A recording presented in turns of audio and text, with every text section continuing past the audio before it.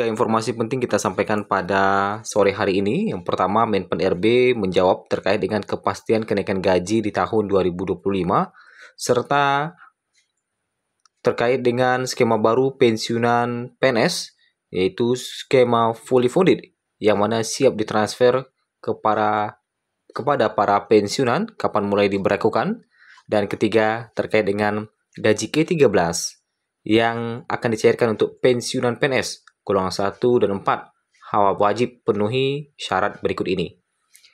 Nah, sebelum kita masuk ke dua informasi lainnya, kita masuk dulu di informasi pencairan gaji ke-13 yang mana para pensiunan wajib memenuhi syarat berikut ini agar pencairan gaji ke-13 bisa dilakukan. Berikut informasinya dari Taspen. Taspen segera mencairkan gaji ke-13 pensiunan PNS tahun 2025. Sekarang sudah menunjukkan tanggal 16 Mei, artinya sekitar 15 hari lagi para pensiunan akan mendapatkan pencairan gaji ke-13 kalau gaji ke-13 akan cair tepat pada tanggal 1. Tetapi setidaknya 15 hari lagi memasuki bulan pencairan gaji ke-13. Beberapa komponen pencairan gaji ke-13 akan dicairkan secara bersamaan oleh Taspen paling cepat bulan Juni 2025. Taspen memberikan persyaratan untuk pensiunan PNS jika ingin mencairkan gaji ke-13 tahun 2025.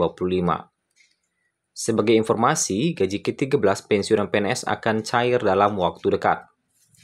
Pensiunan PNS golongan 1 hingga 4 menerima pencairan gaji ke-13 dengan nominal sesuai komponen yang dimiliki.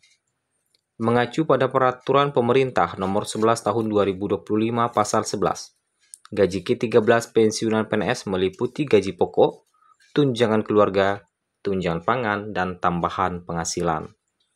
Berikut rinciannya. Yang pertama, gaji pokok. Pensiunan PNS golongan 1 hingga 4 menerima gaji pokok yang mengacu pada Peraturan Pemerintah Nomor 8 Tahun 2024 tentang penetapan pensiun pokok, pensiunan pegawai negeri sipil, dan janda dudanya. Adapun rincian gaji pokok pensiunan PNS sebagai berikut. Golongan 1 mendapatkan gaji pokok mulai Rp1.748.096 sampai Rp2.256.688. Golongan 2 mendapatkan gaji pokok mulai Rp1.748.100 sampai Rp3.208.800. Golongan 3 mendapatkan gaji pokok mulai Rp1.748.100 sampai Rp4.029.536. Dan golongan 4 mendapatkan gaji pokok mulai Rp1.748.100 sampai Rp4.957.008. Komponen kedua yang akan dicairkan adalah tunjangan keluarga yang meliputi tunjangan suami istri sebesar 10% dan tunjangan anak sebesar 2%. Dan ada juga tunjangan pangan sebesar Rp72.420 per anggota keluarga dan tambahan penghasilan. Nah, itu adalah komponennya. Nah, sebelum mendapatkan pencairan gaji ke-13, Taspen memberikan persyaratan yang wajib dipenuhi oleh pensiunan. Pensiunan PNS, ya, sebelum melakukan pencairan gaji ke-13, yang mana untuk gaji ke-13 ini tidak perlu melakukan autentikasi, tetapi autentikasi wajib dilakukan untuk pencairan gaji bulanan. Pastikan Bapak Ibu telah melakukan autentikasi untuk pencairan gaji bulanan dan otomatis untuk gaji ke-13 nanti biasanya langsung cair. Nah, itu ya. Jadi pastikan untuk gaji bulanan, baik itu gaji bulan Mei maupun bulan Juni, itu sudah dilakukan autentikasinya agar nanti pencairan gaji ke-13 bisa cair secara otomatis. Nah, seperti itu. Kemudian kita masuk di informasi kedua, soal kepastian kenaikan gaji bagi PNS ataupun pensiunan di tahun 2025. Berikut jawaban dari Menpan RB. Pemerintah hingga saat ini sudah memasuki bulan Mei, malahan pertengahan Mei masih belum mengumumkan adanya kenaikan gaji baik itu untuk PNS, TNI, Polri maupun pensiunan di tahun 2025. Kenaikan gaji terakhir kali dilakukan pada Januari 2024 lalu ya, yaitu kebijakannya pada saat pemerintahan Presiden Jokowi. Untuk pensiunan menggunakan PP nomor 8 tahun 2024. Menteri Pendayagunaan Aparatur Negara dan Reformasi Birokrasi Menpan RB Rini Widiantini memberi penjelasan tegas. Ia mengatakan pihaknya sejauh ini belum pernah mendiskusikan rencana kenaikan gaji PNS. Ia juga menambahkan perlu adanya pembahasan dengan Kementerian Keuangan terkait kenaikan gaji. Rini mengatakan bahwa ada wacana kenaikan gaji PNS dalam dokumen KEM PPKF. Meskipun demikian, persentase kenaikan gaji PNS yang tertuang dalam KEM PPKF masih belum dapat dipastikan.